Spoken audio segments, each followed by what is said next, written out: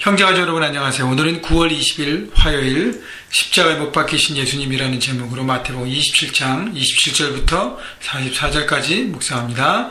27절 이에 총독의 군병들이 예수를 데리고 관정 안으로 들어가서 온 군대를 그에게로 모으고 그의 옷을 벗기고 홍포를 입히며 가시관을 엮어 그 머리에 씌우고 갈대를 그 오른손에 들리고 그 앞에서 무릎을 꿇고 희롱하여 이르되 유대인의 왕이여 평안할지어다 하며, 자, 총독의 군병들이 이 모든 정말 엄청난 일들을 예수님 앞에 했다는 것이죠. 29절의 마지막 부분처럼 희롱했습니다. 예수님을 여러 가지 모양을 통해서 희롱했습니다. 근데 27절에 보면 온 군대를 그에게 모았다고 했습니다. 그러니까 놀림거리를 삼고 그 총독 수하에 있는 군인들이 다 모여서 예수님을 갖고 논 것입니다.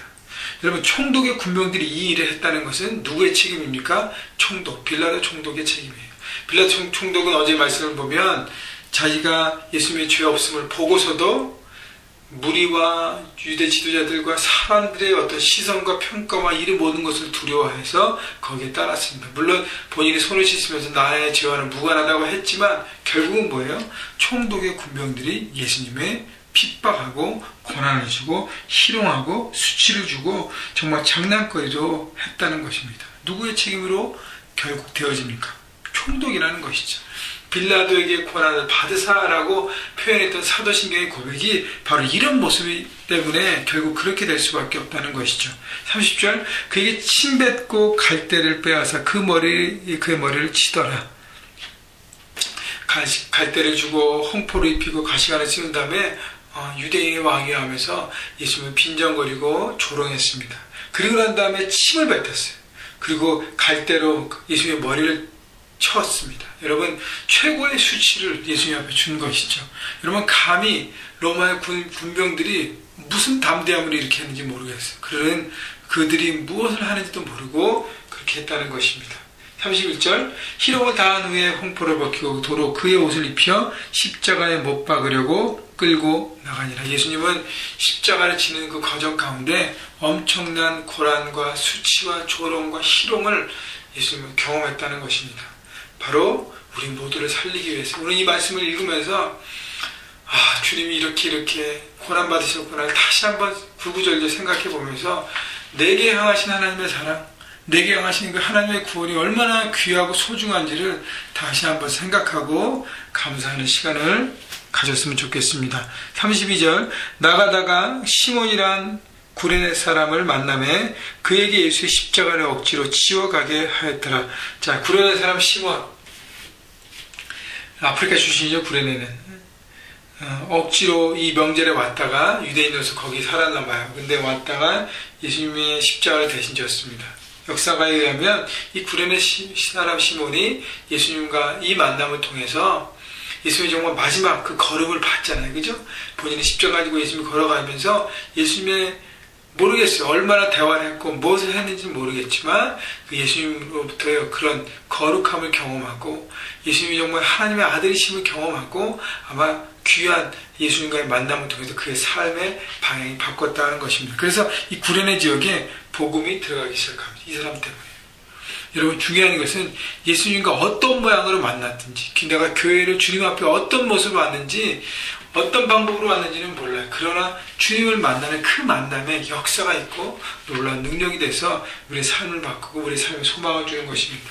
33절 골고다 즉 해골의 곳이라는 곳에 이르러 쓸개탄 포도주를 예수께 주어 마시게 하였더니 예수께서 마시고자 하지 아니하시더라.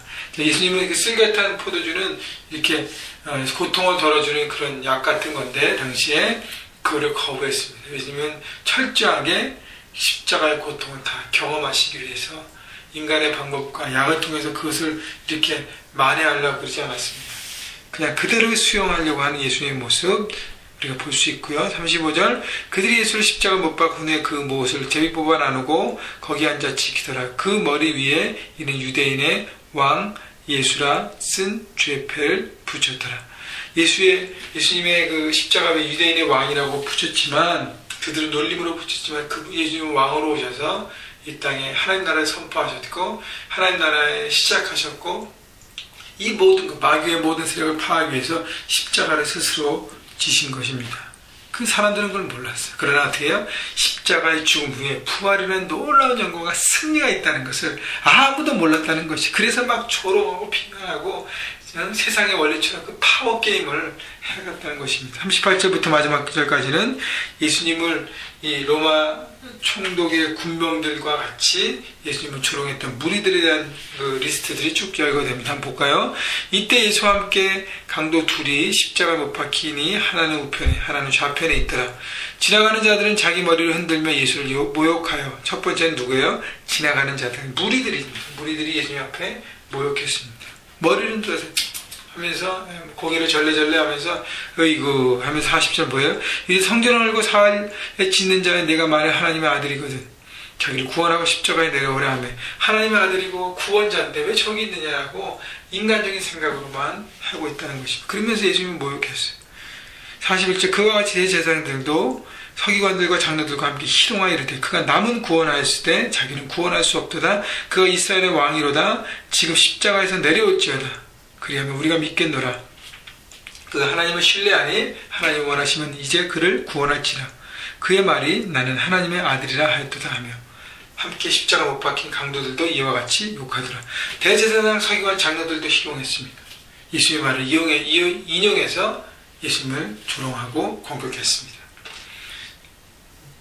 네가 십자가 여기서 만약에 내려와서 이스라엘 왕으로서 나타나면 우리가 믿겠다. 다 거짓말이죠. 그렇게 되면 또 세력 싸움을 하는 것입니다. 이 사람들은 말을 위한 말을 하고 그들 가운데 믿음이 없습니다. 하나님을 저버리고 하나님 보내신 하나님의 아들 예수 그리스도에 대한 마음이 없이 그분이 메시아라는 것 없이 자기들의 이권과 그것이 빼앗기는 파워게임에서 지지 않고 이기려고 하는 어떤 정치적인 목적만을 갖고 있었다는 것이죠. 마지막은 십자가 못 박힌 강도들이에요. 자기들의 사형수의 모습으로 자기의 큰 죄가 있는데도 불구하고 죄 없이 십자가에 달리고 계신 예수님을 욕했습니다.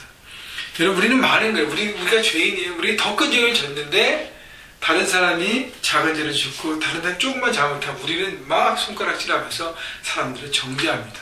자기를 돌아보지 않고 다른 사람을 정죄하는 모습. 바로 이런 모든 사람들이 예수님을 조롱하고 예수님을 핍박하고 예수님을 공격하고 예수님을 희롱했다는 것이죠. 아까도 얘기했지만 이 사람들 모두 뭐예요? 십자가 이후에 부활을 생각하지도 못하고 바라보지 못하고 깨닫지 못하는 매우 인간적인 모습으로 눈에 보이는 유괴 것만 추구하는 삶을 살았다는 것입니다.